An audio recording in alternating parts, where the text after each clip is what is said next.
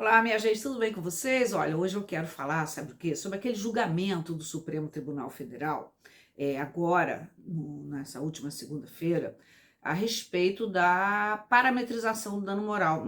Professora Benizete, o que é parametrização do dano moral?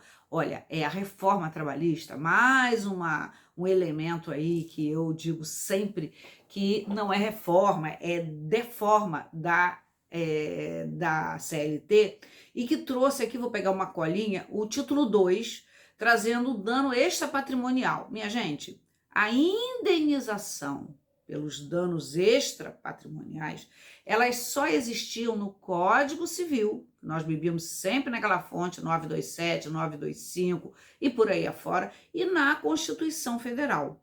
Então, quando nós fazíamos uma ação dessa natureza, para postular a reparação do dano, por exemplo, por um assédio moral, por um adoecimento de diversas ordens, de diversas dimensões, quando nós postulávamos uma indenização por aviltamento à dignidade do trabalhador. Desculpa aí, gente, mas esse é ao vivo. A dignidade do trabalhador, a sua imagem. Por exemplo, quando aquele empregador atribuía ao trabalhador um dano moral, por exemplo, uma improbidade, um furto, né? E não conseguia provar, e não consegue provar, né? Não vamos falar no passado, vamos falar no presente. Bom, o fato é que essa indenização, ela sempre ficou a cargo, a ser mensurada pelo magistrado, de acordo com a extensão do dano, a esfera desse trabalhador, né, a capacidade econômica da empresa, eram critérios assim relevantes para a quantificação do dano. Bom, o artigo do Código Civil sempre disse assim, olha, tem que ser proporcional ao dano, à indenização. O mesmo acontecendo com a Constituição Federal, que eu não vou aqui neste vídeo trazer artigos por artigo, porque nós estamos lançando agora em agosto um curso especificamente sobre essa matéria, mas voltada para advogado, voltada para prática, e logicamente que na prática nós vamos tratar de todos esses artigos, todas essas questões, e como pedir, como provar e como conduzir aí a questão da perícia, né? A elaboração desta peça processual chamada petição inicial e também a de impugnação de laudo. Muito bem, gente.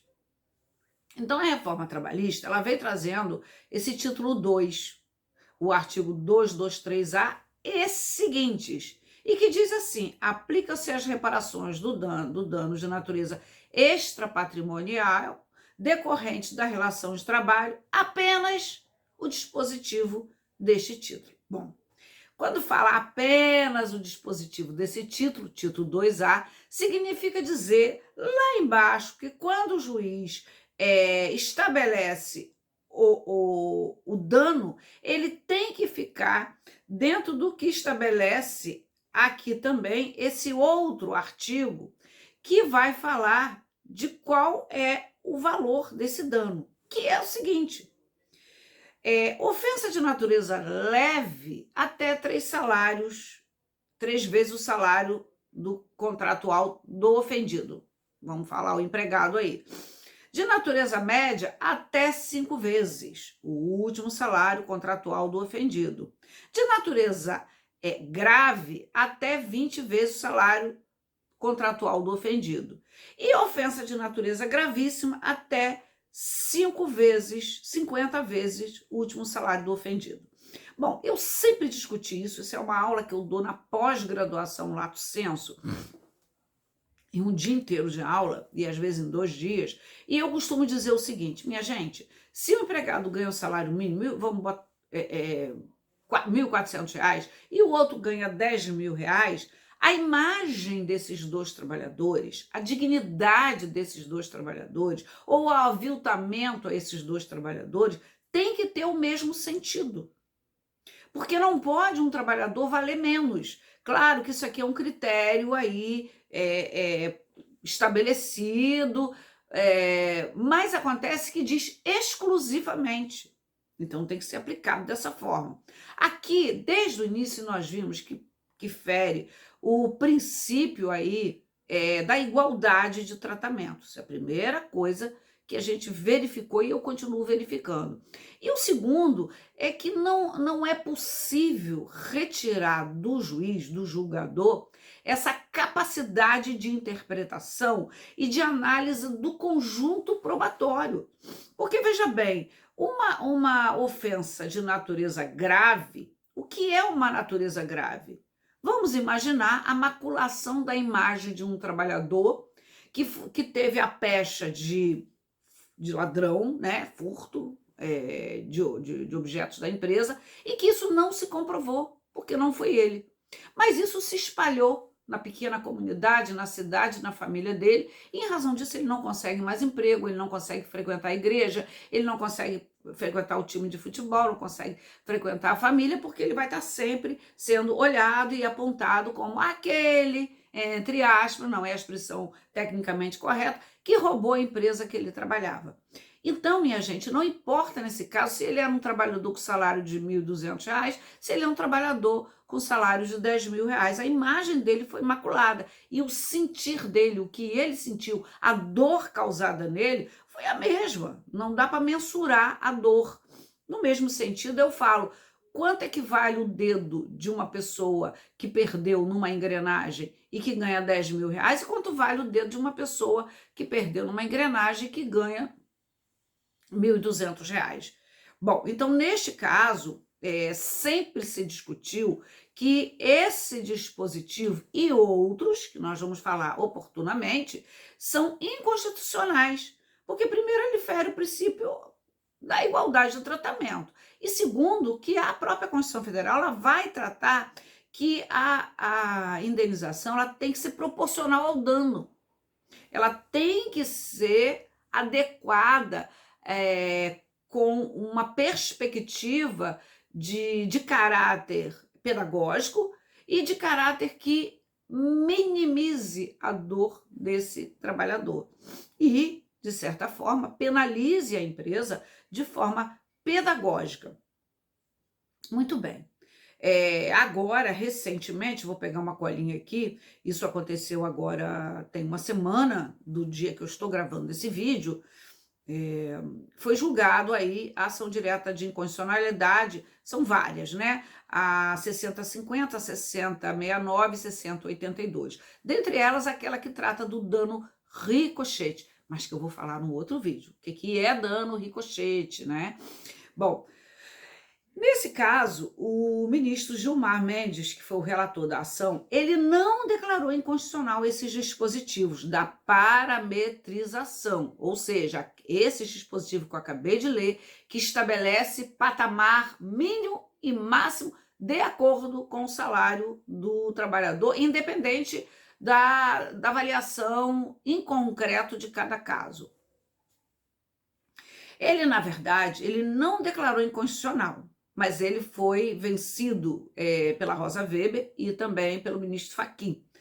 Na verdade, ele não declarou inconstitucional, mas ele também retirou esse tabelamento de forma hermética. Ele entendeu, ou seja, essa decisão do Supremo Tribunal Federal, entendeu que esse tabelamento ele deve servir meramente como parâmetro para o julgador, ou seja, ele diz critérios orientativos. Isso é muito bom, minha gente, porque eu quero falar muito nesse curso que eu vou ministrar em 4 encontros. Esse curso vai ser transmitido ao vivo, né? Vai ser um curso pago, em valores muito módicos, porque nesse nosso canal do YouTube aí nós temos muito vídeo, muitas aulas, muito conteúdo gratuito. Mas então a gente vai fazer esse valor, um valor módico, e onde a gente vai tratar de várias coisas. Serão 4 encontros inicialmente, para a gente esmiuçar todas essas questões, mas sobretudo para dar aquele pulo do gato de como o advogado deve pedir essas ações. Porque, minha gente, eu sempre digo, às vezes o trabalhador tem direito. Eu estou falando no campo do trabalho, indenização é algo muito amplo, inclusive a própria empresa ela pode também sofrer, ela ser também postular a indenização. Mas o que acontece é que normalmente é o trabalhador que se sente aviltado, que sofre um acidente físico, que tem um adoecimento mental ou um adoecimento decorrente do trabalho. Tudo isso se constitui dano extrapatrimonial. Mas o que nós estamos querendo dizer com isso é que não é possível um tabelamento, porque isso retira do magistrado e retira também das partes todo um alinhamento no conjunto probatório e na extensão do dano.